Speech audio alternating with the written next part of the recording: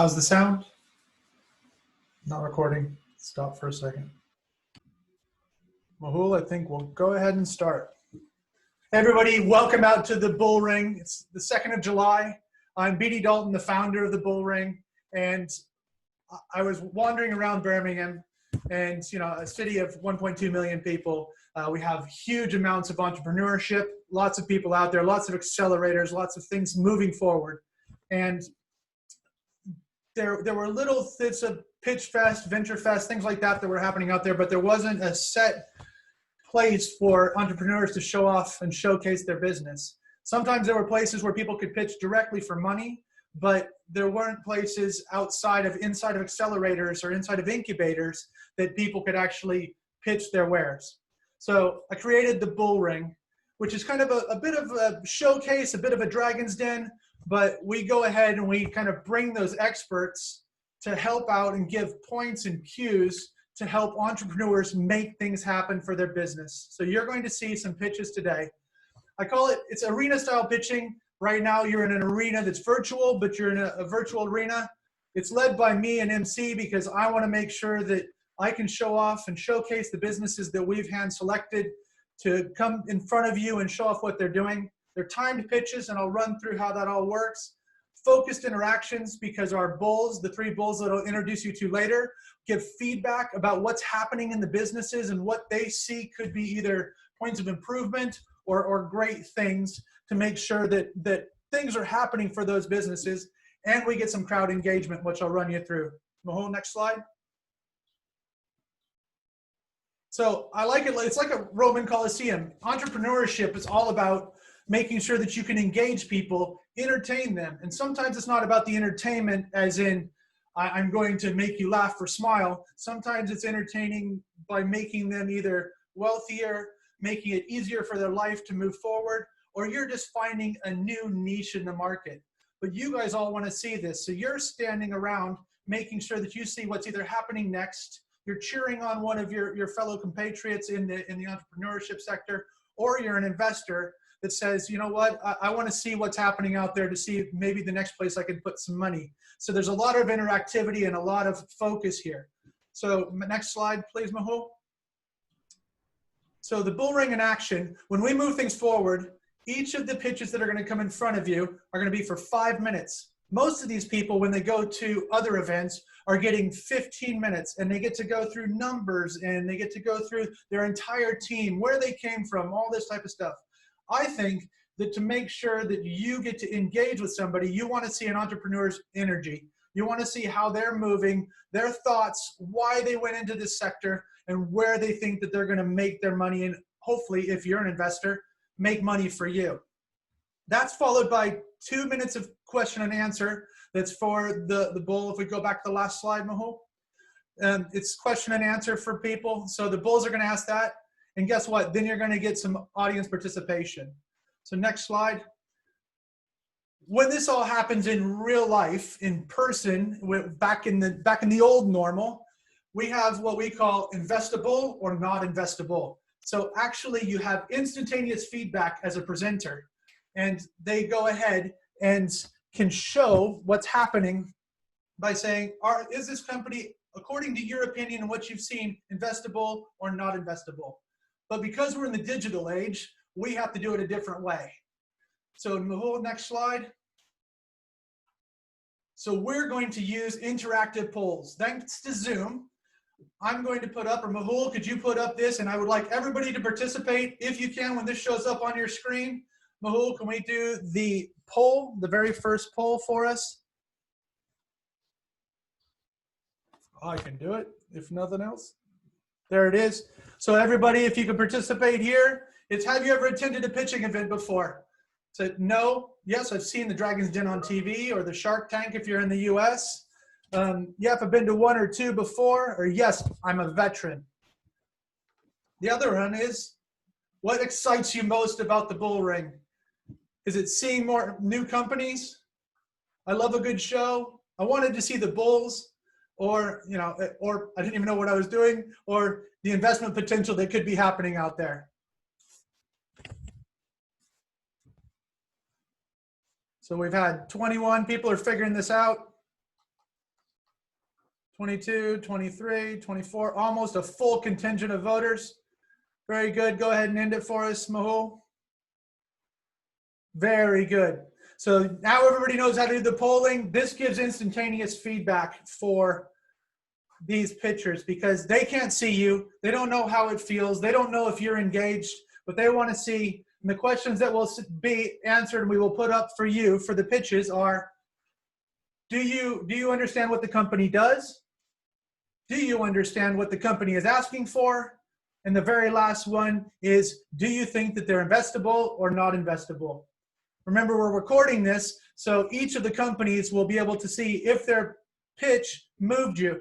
If they're pitched, and it doesn't mean that you're their right audience. So just because they're pitching and they come back with a not investable from 2 or 3 people, maybe you weren't their ideal client.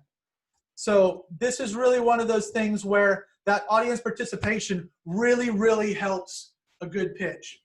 So speaking of pitching, if we can go to the next slide, our 5 participants have been drugged through the ringer, whatever you want to call it, by our speaking professional, a part of our team, Mike Pegg. And Mike, could you talk for a second about what they go through and what we're looking for from them when they go through the program? Yeah, the guys we've worked with, we've asked questions, we've challenged. Each one of these pitches today is individual, it's unique. They will be coming for different angles, they're asking for different requirements. One of the specific areas that we've really focused on is it has to be authentic. You've got to do it your way. Don't try and do it the way you see it on the telly. Don't try and do it any other ways like that. It has to be your way. And specifically, there is no perfect pitch. Yes. So that whole thing of when a pitch is finished, I see many people getting upset that, oh, I missed that bit out and I didn't get that bit and so on. Just because you missed it out from your preparation doesn't mean to say that anybody watching actually noticed because they didn't know what you're going to say anyway. So perfection is not the objective here.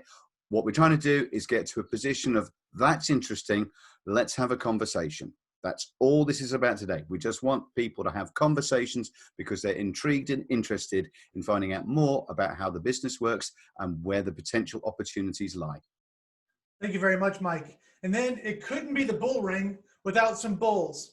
So we have 3 amazing bulls today that have invested, have been top CEOs at some of the big companies throughout the UK, throughout the world.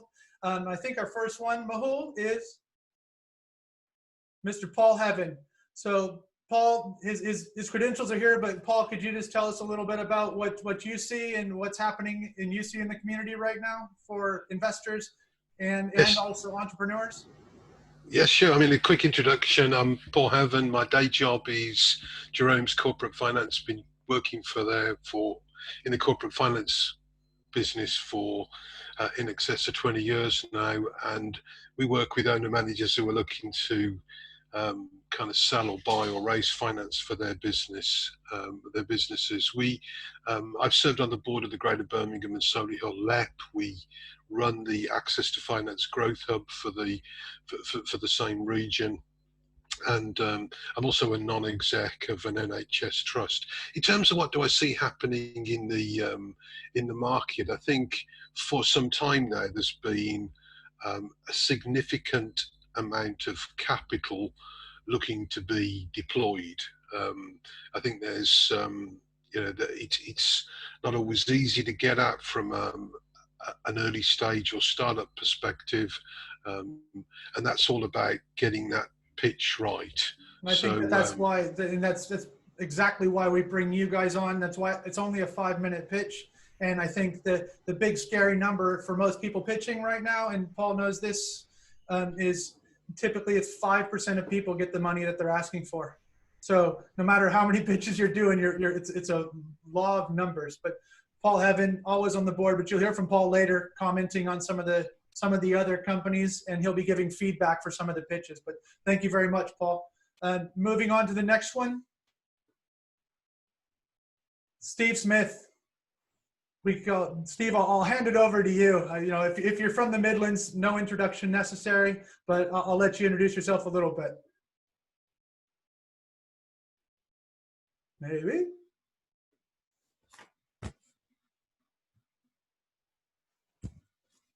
Steve's there. So Steve Smith, founder of Poundland, might be having some technical difficulties. So Steve is an investor in people, an investor in companies, and makes things happen all throughout the Midlands. So I'll take it on to the next one, and we'll make sure that Steve's sorted out. Chris Deering, he hates it, but PlayStation 2, his Wikipedia page that he didn't write himself calls him the father of the PlayStation. He hates it when I say that, but he's a great friend of the BullRing and one of our great bulls. So Chris.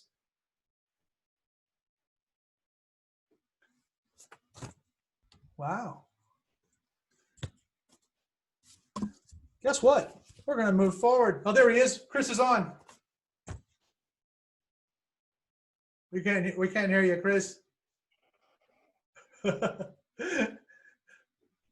We'll come back to you. We'll come back to you. We'll move forward. So thank you very much. So sorry. Guess what? We're working this from Mehul's in India. I'm in the UK. Chris is on the East Coast of the US right now. So technology is amazing, but we'll move forward. So here's what you're here to see. So we'll bring our first entrant into the BullRing. These guys are startups. They're moving things forward. They've gone through pitching. So I will introduce you. Remember, this is 5-minute pitch. So I will introduce you to Sarb from Mooply. Your time begins now. Afternoon, everyone, and thank you for the opportunity to present Mooply to you. Mooply is a B2B, B2C online marketplace that matches applications for individuals looking for bridging finance, direct to lender, through leveraging machine learning and big data. Next slide, please, Mehul. Our team has extensive experience through the specialist mortgage and SME lending spaces. We have built key IT infrastructure for leading specialist banks. And I personally have built and exited a startup which I ran for 10 years. Next slide, please. Bridging finance is similar to a mortgage, and it's used instead of a traditional mortgage when time is against you or the project is too risky for the high street banks to lend. Use cases include auction purchase, developing land, or bringing back into use uninhabitable properties. Next slide, please. The success rate of bridging applications stands at 15%. And the reason it's so low is that most applications don't match a lender's criteria, or there's unnecessary delays through the process. Mooply undertook a case study with a local bridging lender. We found that they lost 160 hours per month on applications that didn't lead to positive lending outcomes. Coupled with this, majority of lenders have no digital offering, meaning that they miss out on lending opportunities. Next slide, please. Our B2B and B2C clients have problems also. Mooply's B2B are traditional mortgage brokers, of which I was one of them. And we lack the knowledge and the tools to submit this type of specialist lending. The reason that's important is because 78% of all bridging inquiries originate through the residential broker channel. And it's suffice to say, the market lacks visibility, transparency, and simplicity. The process is friction heavy. Next slide, please. Mooply is the solution for lenders. Mooply provides lenders with applications that are individualized and specifically matched to their criteria. We integrate and automate all the manually heavy processes, bringing lenders efficiency and speed, ultimately increasing successful outcomes. Next slide, please. We empower our B2B and B2C clients through the Learning Hub. The machine learning aspect scores applications and before submission gives clients possible actions to remedy to improve the likelihood of success. Mooply brings simplicity, ease, and transparency to the process, making it easy for our clients to do business. The market was expected to grow at 11%, and using various data sets, we put the market size at £11.1 billion this year, and that's adjusted for the pandemic. Next slide, please. Mooply's revenue streams, Mooply's business model is dependent on a number of revenue streams, which will allow us to generate annual revenues of excess of £30 million by year 5. Next slide, please. The competitor landscape is very much focused on manual process. Innovation is limited, and no one is using big data in the same way Mooply proposes. So that begs the question, why is no one doing this now? 1 minute. Financial services are very slow to uptake technology.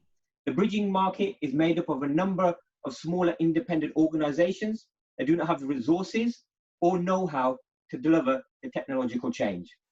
And I feel that Mooply is in the right place at the right time. Next slide, please. Our market traction includes key partnerships with Equifax, NatWest, and AccountScore, and we've registered 6 lenders onto the Mooply platform, which is currently in development. Next slide, please. Our ask is for £175,000, and that's heavily skewed towards the development of the Mooply platform.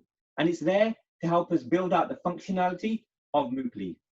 We onboarded a number of investors to the early part of last year, and they successfully claimed on the SCI approval, which we have. Next slide, please. Thank you very much for your time. Perfect. That was great, Sarb. So that was a great presentation and bang on 5 minutes. Not like you hadn't practiced it before. So it was very, very good. So Paul Heaven, could you give Sarb some feedback or some questions that might provoke the rest of the people in the audience? Sure, yeah. I mean, I read the pitch deck earlier. Well done. That was a good presentation, very crisp and snappy, and met the timescales good. I understand the proposition, and incidentally offline, if you want to pick it up with me, I do have a client that offers a Sharia compliant bridging loan. So it may be something you can add to your platform. I mean, the big question to me is how you're going to avoid competing and conflicting with the broker network. I mean, clearly at the moment, the majority of these bridge loan applications go through the broker network, who earn the commission or introduce a payment that was on your slide. Yeah, you're right there. I think the majority of the brokers simply hand the case over to other corporate finance specialists, who actually take the majority of that fee and simply pass on and introduce a payment to the originating broker. I think the angle that we're coming at it from is empowering those brokers themselves to write that business themselves. So they get to keep the chunk of that commission payment, as opposed to only receiving peanuts because they feel that they can't do it themselves. And I think that's where the knowledge hub comes in, by giving them the knowledge to say, look guys, you can do this yourselves, rather than handing it over to somebody else. Okay, that's good. And Steve Smith, we have you now? Yes, can you We got you, Steve. He's back in the room. Great. Welcome, Yeah. Steve. Do you have a question for us for Sarb? Yes, first of all, it was a great pitch. I'm actually in this marketplace myself with one of the regulated bridge loan companies called Greenfield Mortgages in Birmingham.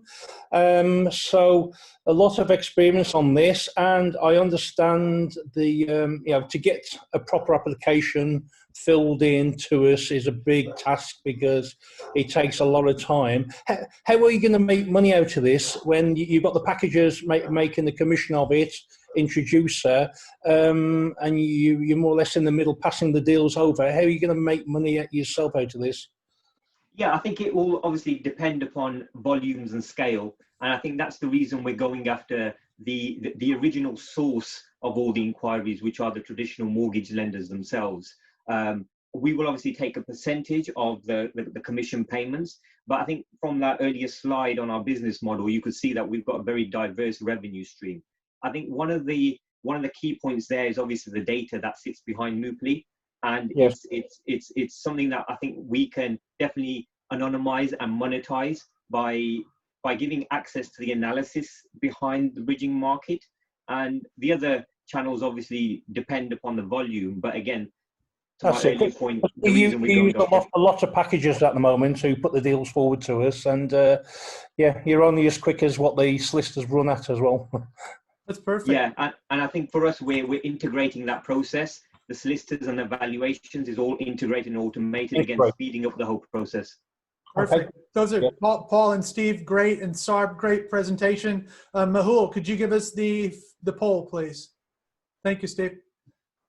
Okay. Do you understand what Mooply does? Do you understand Mooply's ask? What he's asking for? And then do you believe, in your opinion, that Mooply is investable or not investable?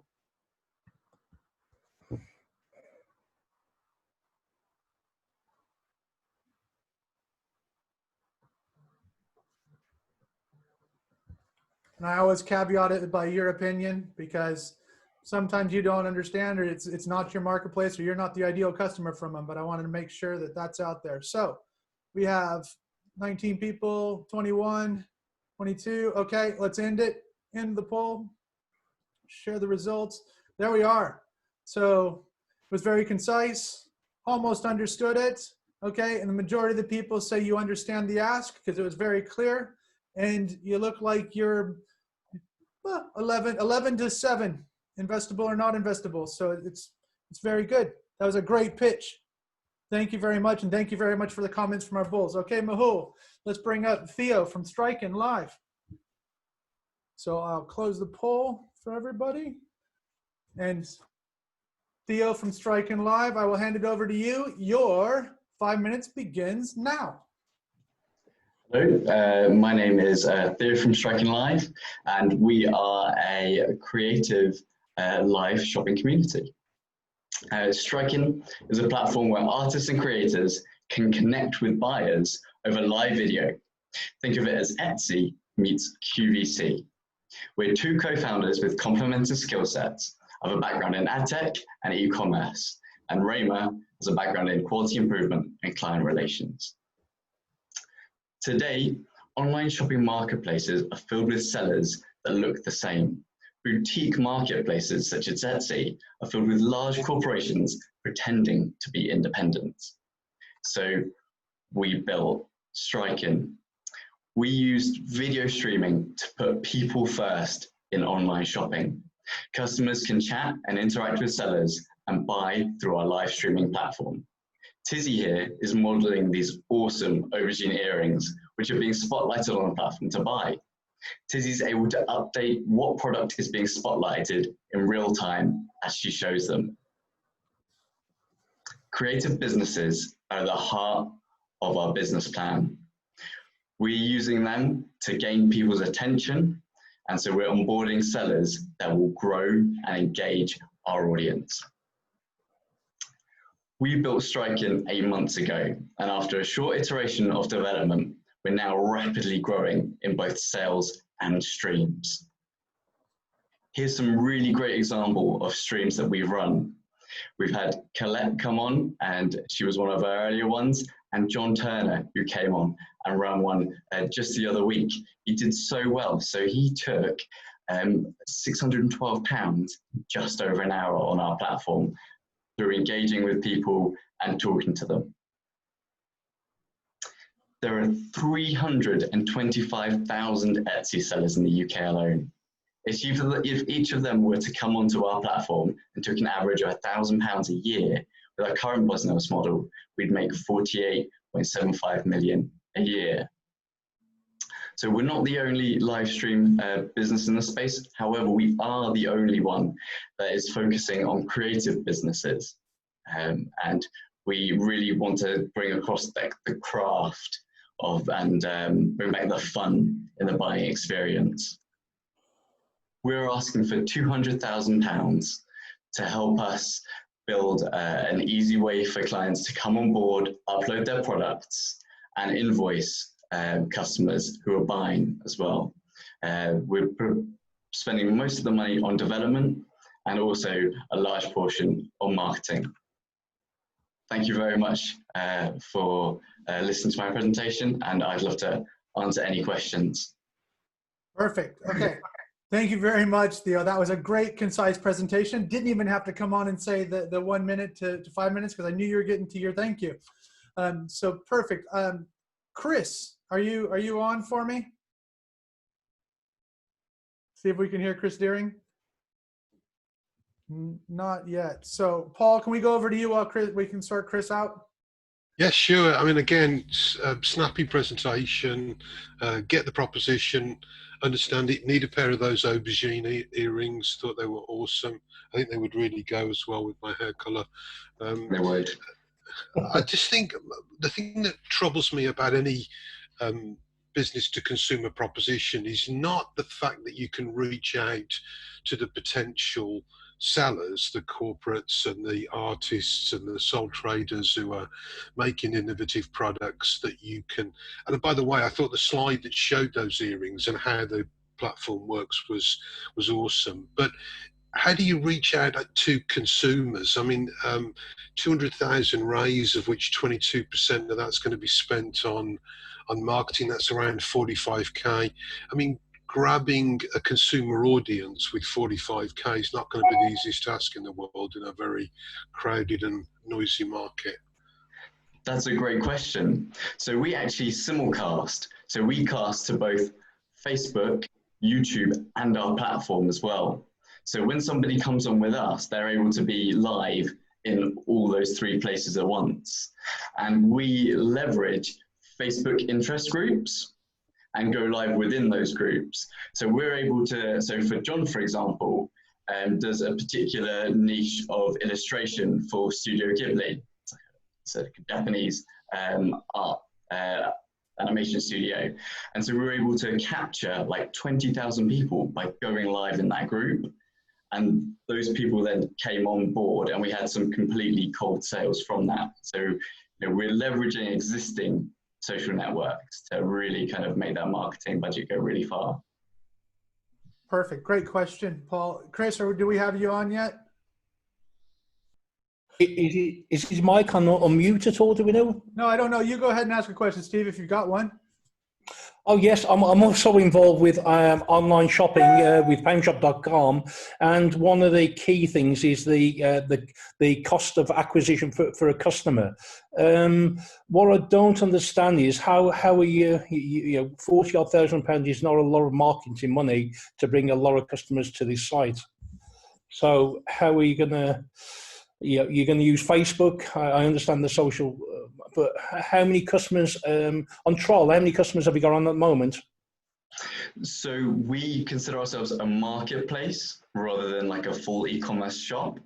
So we have individuals who have existing customers and we encourage them to leverage their own networks. So a lot of the people who are coming on and selling, the artists, already may be established and may have upward of a few thousand followers themselves already. This is another way for them to... And how will you make money out of that? How are you going to charge? So we're taking 15% plus 20 pence on every sale. I did have that on one of the slides, but yeah. Okay, great. Cool. No, thank you very much. We'll get Chris sorted out here in a minute. But thank you. Those are both great questions, and Theo, that was awesome. So now let's run the poll. Here it is. Did you understand what Strykin does? Do you understand Strykin's ask? And do you believe that Strykin is investable or not investable?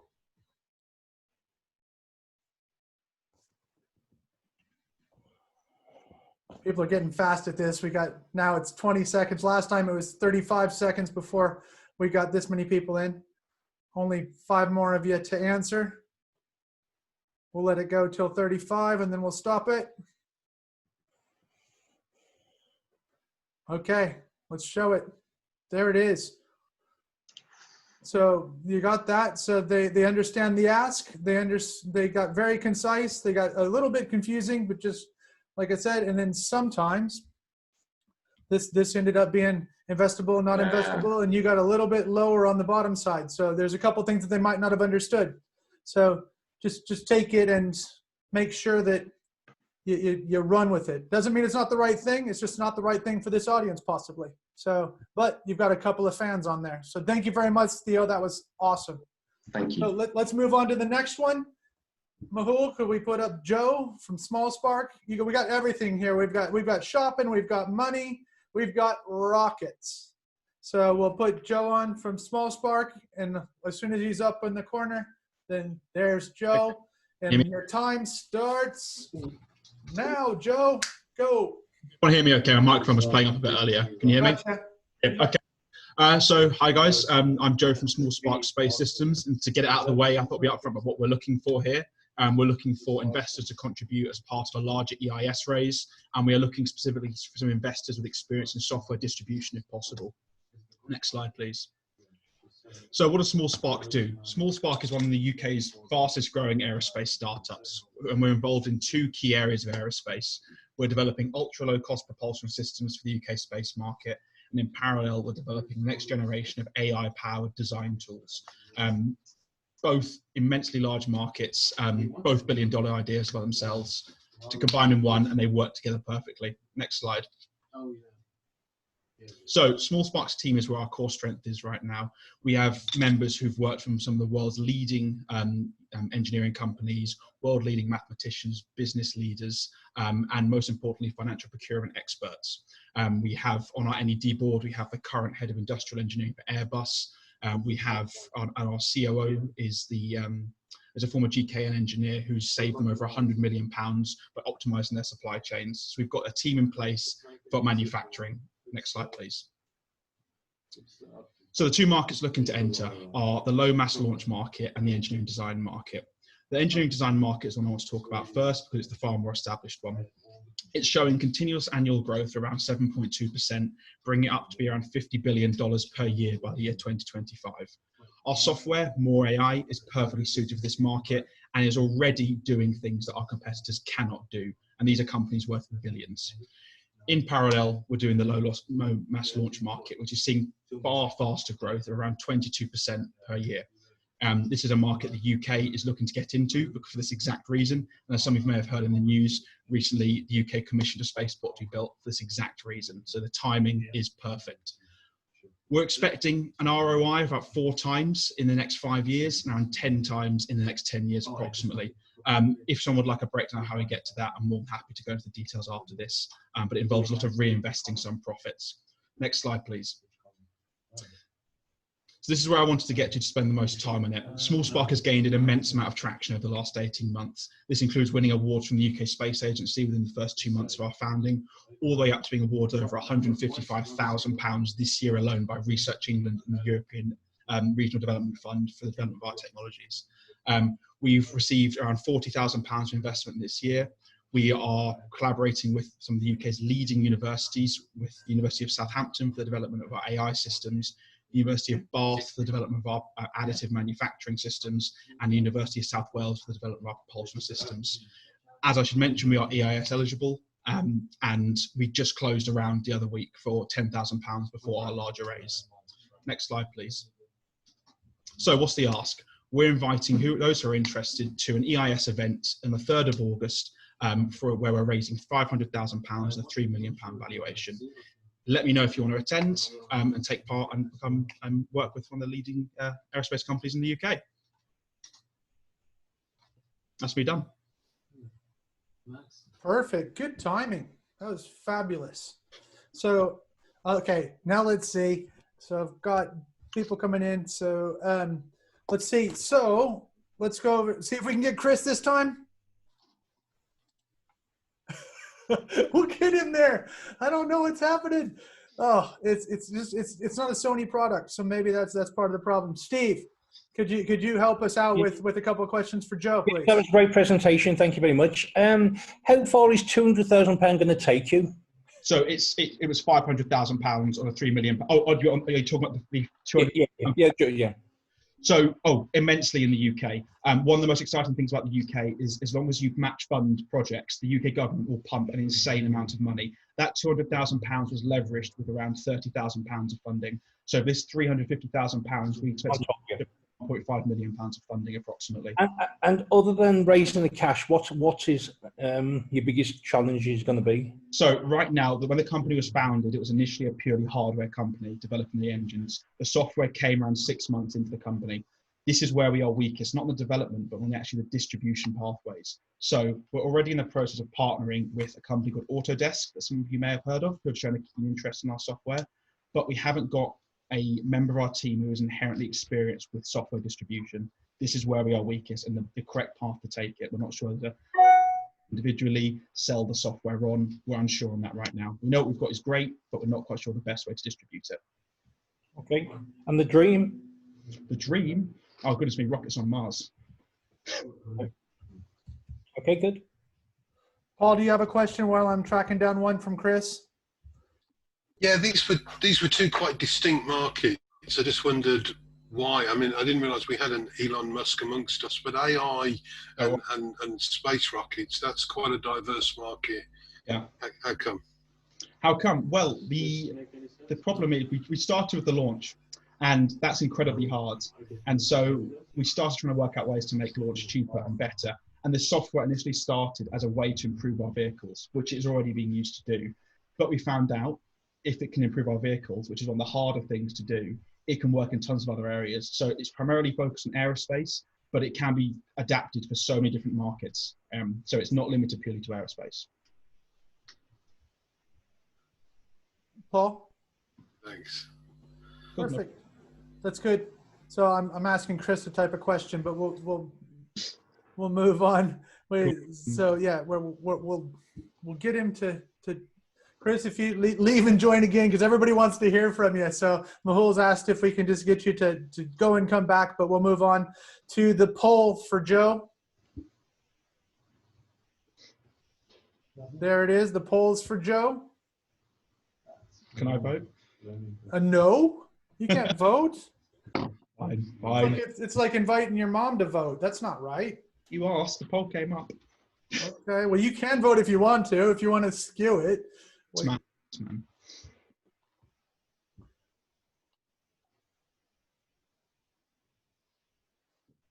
So we're getting fast. Oh, this is a little bit slower this time. So 22, 23, 24, ready? Okay, let's end the poll, show the poll. There we are. So very concise, a bit confusing, and somebody doesn't understand it. So your mom is not on the call because there's two people that don't understand it. They understand the ask, a little bit confusing, and not at all because some people might not understand EIS because they might not be experienced investors. And do they think you're investable? You've got 11 to 7. So cool, very good. Chris has some questions, but I'll have him come in on the next one. Awesome. So, but that was really good, and I'll have Chris talk to you after this because he had a couple questions that he'll give over to you. Sure, no, happy to take them separately. Very cool. So next up, we have Paul from Egrist. So we will give you. We'll get it started up, and your time starts now. Paul Adams, go ahead. Hi, I'm Paul Adams from Egrist. Could have the next slide, please? So, mental health, big issue in the UK, 6,500 suicides, and below that, small peak, 10 to 20 times as many people try and commit suicide, and below that, people with severe mental health problems. And these problems are just getting worse, plus 10% in 2018, the last year with full records. And the next slide, please. Quite apart from that human misery and the cost that has on families, there's also the financial cost, over 100 billion a year in England alone. And there's a lot of startups entering this space to try and solve this problem. A couple of billion invested in mental health apps in the last 5 years or so. Next slide, please. So Egrist is a post-revenue spin-out from Aston University's AI department. They've been looking at assessing mental health for 20 years and have come up with a SaaS product which does that. And now we're commercializing it in a joint venture with Goldfish Ventures, which is a venture creation agency which works with people like Toyota and Virgin. We want to commercialize it and bring it to a much bigger audience. Next slide, please. So it's a SaaS model that helps clinical psychologists assess the risk of suicide, which they currently do on a scale of 0 to 10. They interview someone at the end of it, they write a number 0 to 10 on the risk of suicide.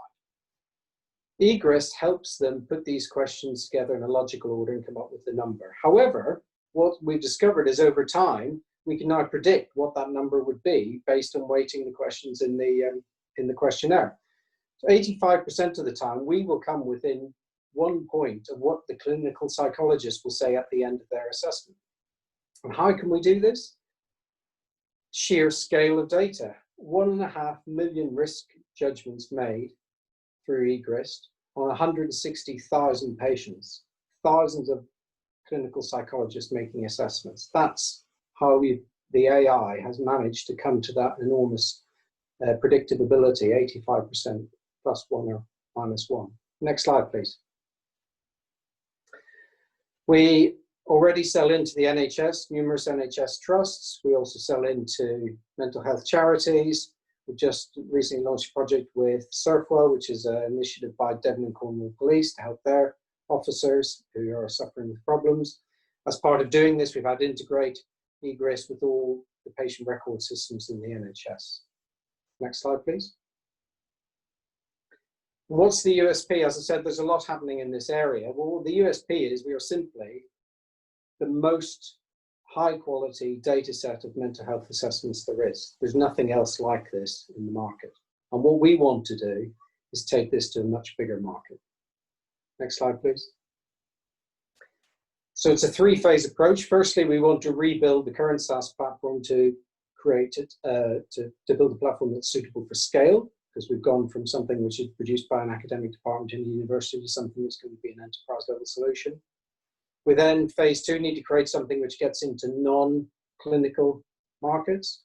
So we were speaking to two of the largest business insurance companies in the world at the minute, who are interested in using this to help them reduce risks. So this could be a tool they could give to their clients to help them assess mental health to reduce risks and claims. One of them already wants to sign up for a beta for a product we haven't even built yet. And then phase three, every client is not just an income stream, it's more data, it's more understanding of people on every spectrum of mental health problems.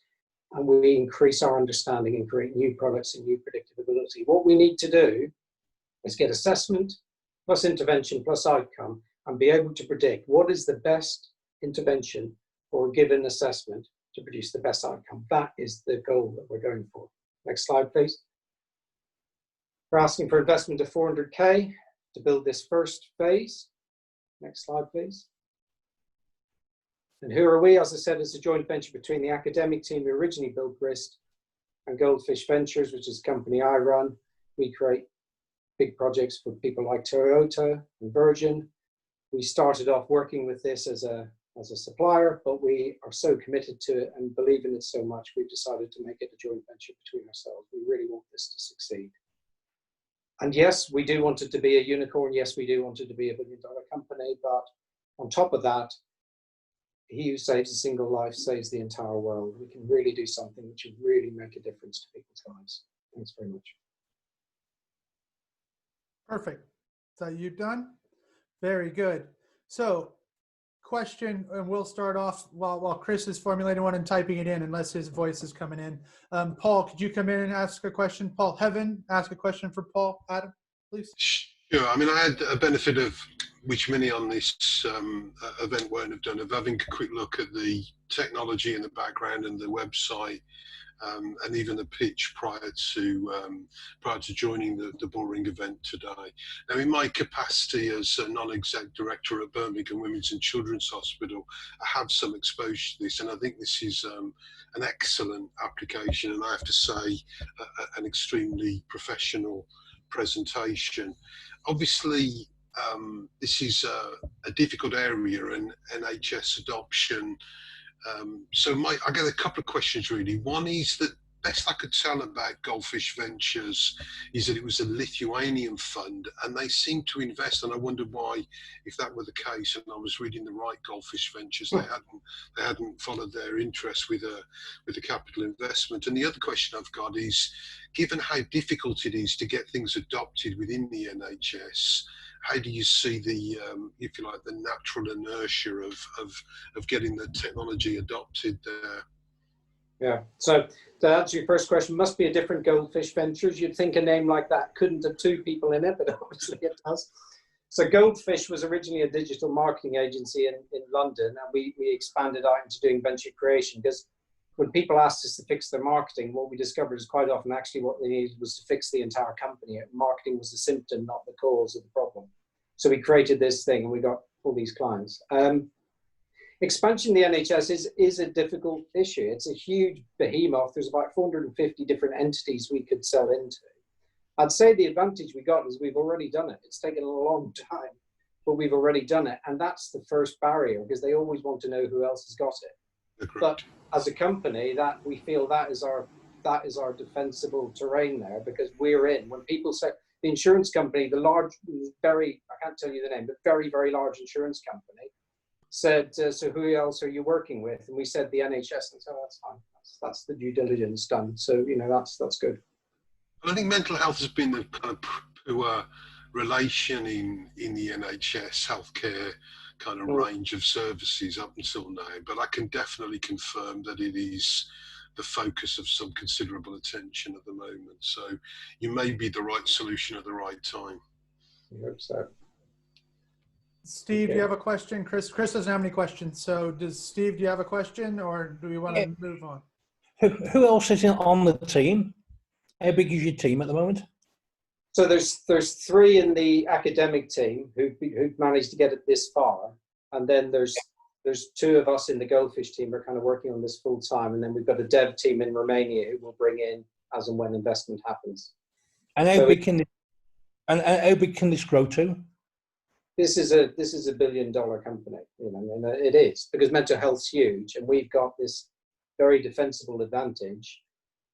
And the mental health issue, you know, with lockdown, mental health is even more, you know, of an issue. So this is never going to go away. And what we've got is something which can already, just on 160,000 people, come within close to being able to predict.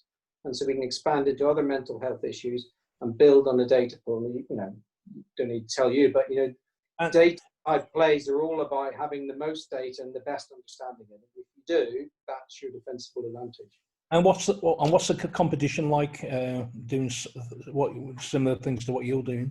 So the competition is typically into selling and trying to help sort of sell wellness products into corporates, where there's maybe a clinician, or there's a mentor, an advisor, or a counselor who's on the other end of a Skype call trying to give you advice, or they signpost you to stuff. What they don't is the assessment side, and what we need is the assessment tied to the intervention, tied to the outcome. And then at that point, we can say, for this person, with this assessment, this intervention works.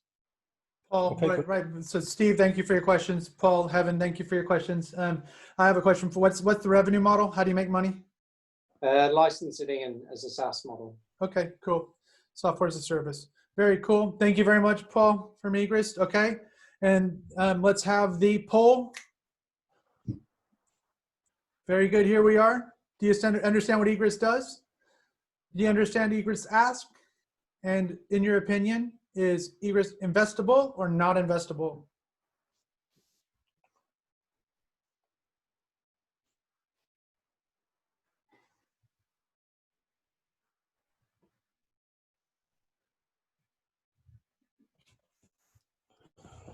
Well, we're getting slower.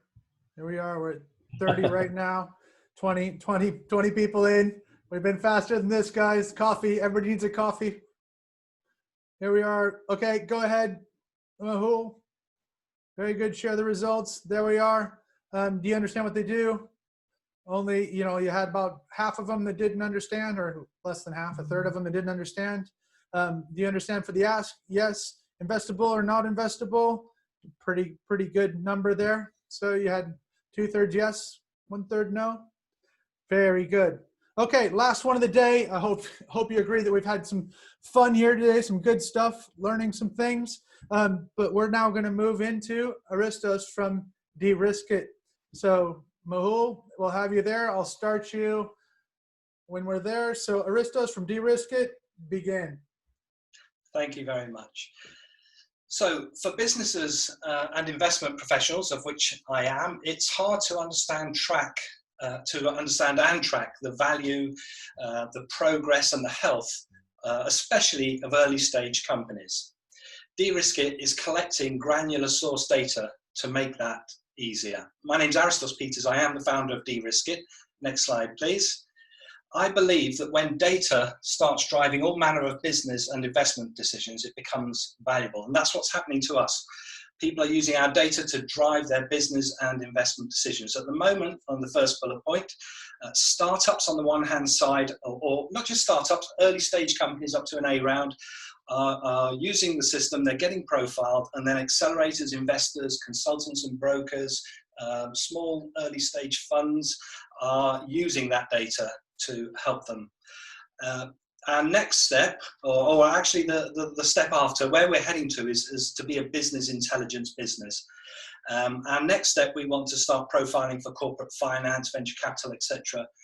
But also governments and strategy consultants, universities, researchers, to provide them with granular source data. So at the moment, our tools, software typically, produces dashboards and pipeline management tools for investors, etc., and data trackers.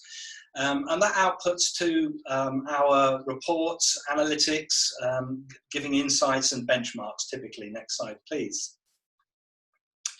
So at the moment, what we've done is everything in the green. So all the MVPs, early testing, etc. But now we're moving to where the yellow is, and phase 3 in particular. We're going to be building more software for the startup side, especially so that they can actually have their own profile, because at the moment we go in and get a snapshot and then we have no further interaction. So for the companies, we want them to have their own profile and manage data over time. And then eventually the 4th phase is the business intelligence phase. Next slide, please. So we make money. At the moment, we've just started taking revenues, and we're charging £50 a month as a license fee.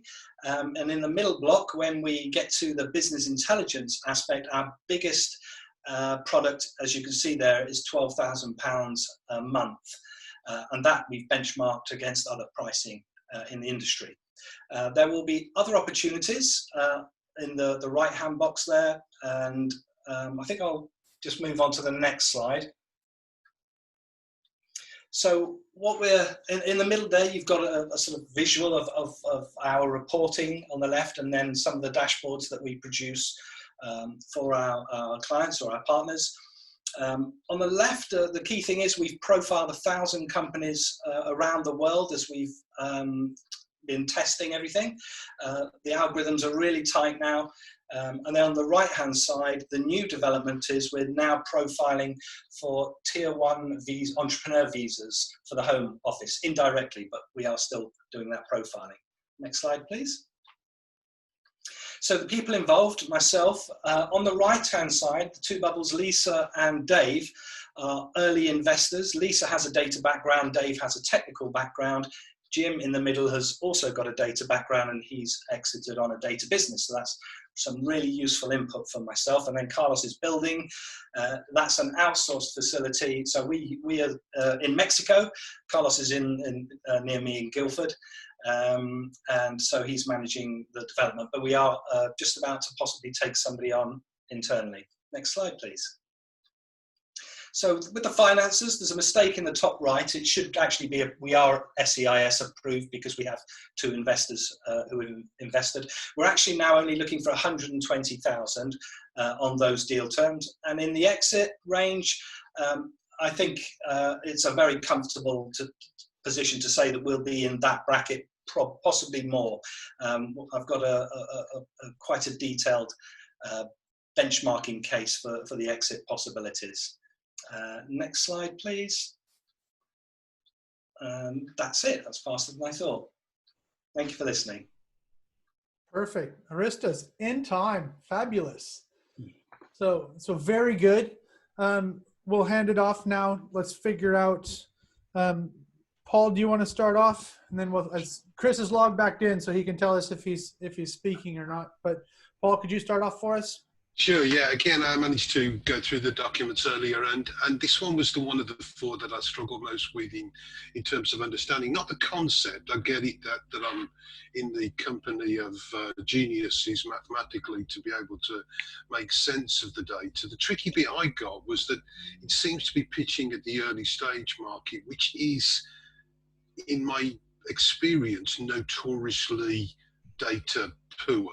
You know, the businesses we've seen today and others like it are just too early to have much in the way of analytics. But even when you move on to the next stage, when you do the kind of cohort analysis, everything in my bones tell me the only way that would work is if the investee companies are filling in some kind of a template to get the data to you. So I guess those are the two questions that I've got is, A, how do you get data when data is scarce? And B, how do you persuade an SME to find the time to upload the data you're going to need to be able to make any sense of the cohort analysis? Yeah, so you're right. It is some sort of template, as it were. The founders, or typically somebody in the company, fills in the data, and they're motivated to do that because they want investment or some other support or business conversation. I eventually want to get all sorts of other APIs to come in to get a full rounded data performance profile. That's what I'm really after, and that's what I'm doing here, is profiling performance. So I have some data points, but I want more. You're right in terms of the early stage. Yes, there certainly isn't much. That's why I'm doing it, and I'm choosing to go right to the beginning of the early stage of a company, and I want to keep that going. I put a data set in front of a VC once, just what I was planning to do, but just on paper. And he said, well, wow, if you can do that, you can tell governments what's working and what's not working. One, because I go right back to the inception of a company's starting point, and I keep going. And it's granular, it's source data as well. There's questions about the veracity of it, which I will address by verifying. I'll put a verification layer on top, of course, because it's self-reported data, but I can quite easily do that verification process. Very good. I hope that's answered. It's a good answer. Good answer. So let's go over to Steve. Steve, do you have a question? Yes, I also looked over the deck as well and had the same problems that Paul had. As we all know, startups take a lot of time to work with and get data information from them. What would be the three biggest challenges for yourself going forward with this business? Yeah, so the first challenge was getting startups to do this process, but they either make their way to the process directly, but the way I'm planning it is for them to do it via accelerators, investors, the people they want to speak to about investment or business support. I white label to them the system. They tell the startups, can you just go through this process? It's only a 15-minute process. The feedback I get from most founders is, wow, I've never seen anything like this. This is really helpful. You're right. If I can get them in there, that's the difficult task. Once they're in there, they're all full of praise. So there is a degree of training the market that I'll have to address, and I am addressing now, but it's going really well, and I'm not even launched. This is all undercover, as it were. So I'm testing and trialing these motivations that you're indicating. It's good to see that you think you can make money on year one as well. I'm sorry? You can make money almost right away. That was quite interesting. Yeah, I'm not planning to. It's not. It's the business intelligence model that I want. It's the data model. So I was going to give it all away free, but a couple of people have said, no, try for software revenues in the early days. And I have, and it's gone quite well. But I don't have to put the price high. I've had 2 or 3 clients this week that say, it's a no-brainer. Yeah, I'll sign up. So, and how many customers have you got at the moment? Only, I think it's under 15, 10 to 15. I lost a few when COVID happened, but they started coming again because everything's going online. So it kind of works well in that sense, unfortunately. Perfect. Steve, thank you for the questions. Chris, can we hear you yet? You came back in. Nope. We will have it. So everybody, Mahul, could you throw the poll up for us? Okay, here we are. Do you understand what DRisk.it does? Do you understand DRisk.it's ask? Do you think it's investable or not investable?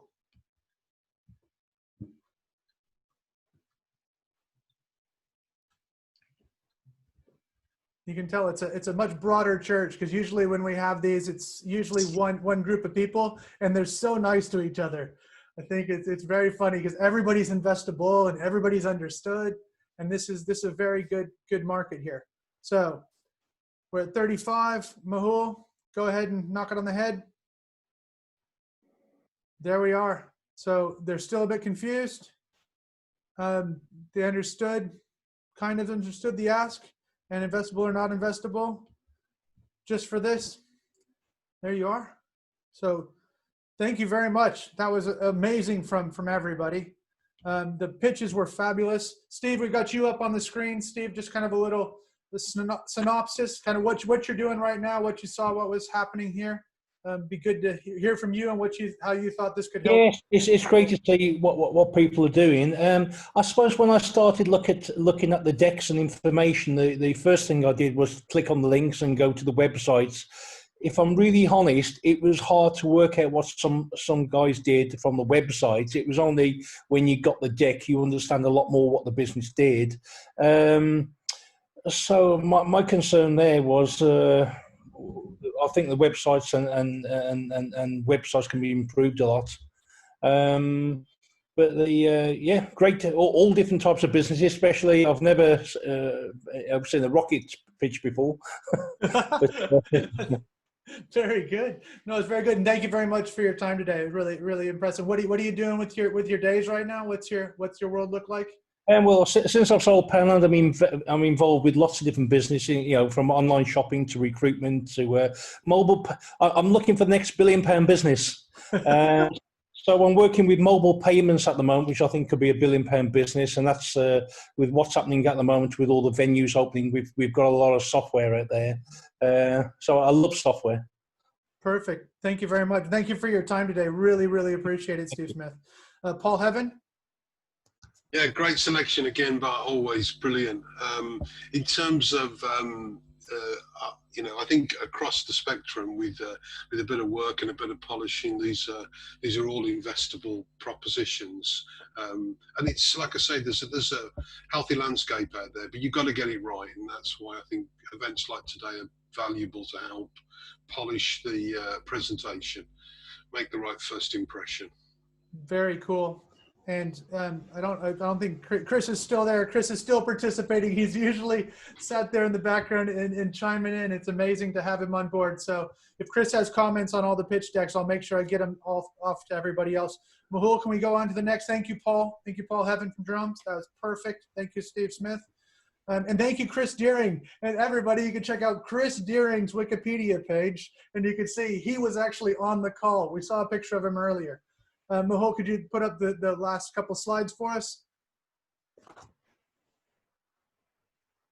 Perfect. The team's here. Mike Pagan's helping with the pitching. Michelle, make sure we keep everything in order. You've been watching and listening to me the whole time, and Mahul's been making everything happen in the background. He's an amazing part of the team, so he handles all the logistics and keeps us all in line. So that's your BullRing team. But we're here, obviously, because we want to show off these great companies. The next one, September 18th. It'll be at 3 p.m., same time, over Zoom again, 5 companies pitching. But what I need from you, thank you very much for attending today for free. Hopefully you've enjoyed yourselves. I'm looking for companies to pitch. So make sure you have them sent. We've got the BullRing. It's called thebullring.club. I'm looking for bulls. The bulls we have here are amazing. We've had Alan Barrett. We've had Pete from Roman Originals. We've had all sorts of people come. So if you know anybody that would be a great bull, that would be helpful. And spectators, if you have friends, if you don't have friends, but you want people to attend and check this out, we'd love to have them here because this is a showcase for entrepreneurs that are going to their next level. This is why we talk a little bit about money. They're talking about money, but they also need collaborations. So if you know any of the companies here that you'd like to talk to, not sell your stuff to, but talk to about collaborations, partnerships, things like that, that's another reason we do this. So next slide, please. I think there's last slide, done. So thank you very much for coming out today. We're gonna stay around a little bit. If you guys can shove off if you want to. There's gonna be a little bit of networking after this. I usually open up a couple of breakout rooms. Thanks again to everybody that's been on, Chris Deering, Steve Smith, Paul Heaven. Thank you, Mahul, for running everything. Thank you very much. If you want any more information on the companies that pitched today, Mooply, Strykin, Small Spark, you want Egrist, you want DRisk.it, make sure you come back to us because we can put you in touch with all these guys. Thank you very much for your pitches. Very energetic, and have a great day. And we'll see you on September 18th, which is a Friday at 3 o'clock. Then we can settle in and maybe share a beverage. At some point in time, we'll have them face to face. So just follow it on thebullring.club. Thank you very much. If you want to leave, it's cool. And Mike, you have a comment? You, Mike Pagan, do you have anything else you want to say on your side? I was watching Steve's hand up, and I thought you would come to Steve to speak. Steve, no, thank you very much, Steve. No, fine. Thank you, guys. Thank you. Perfect. Thanks, Thank everybody. you. So if anybody needs to shove off, thanks for your time, guys. But we're staying around, so if you want questions for any of the pictures, you can hang around and I'll put you in a room with them, or you can ask it straight out. So thank you very much, guys. Mahul, that's perfect. There's Mike Pagan. We can go back to everything else. So at the high point, we were at 35 people in the room. Not too bad. Hi, Dan. Hello. I came for the networking. I heard this is the place people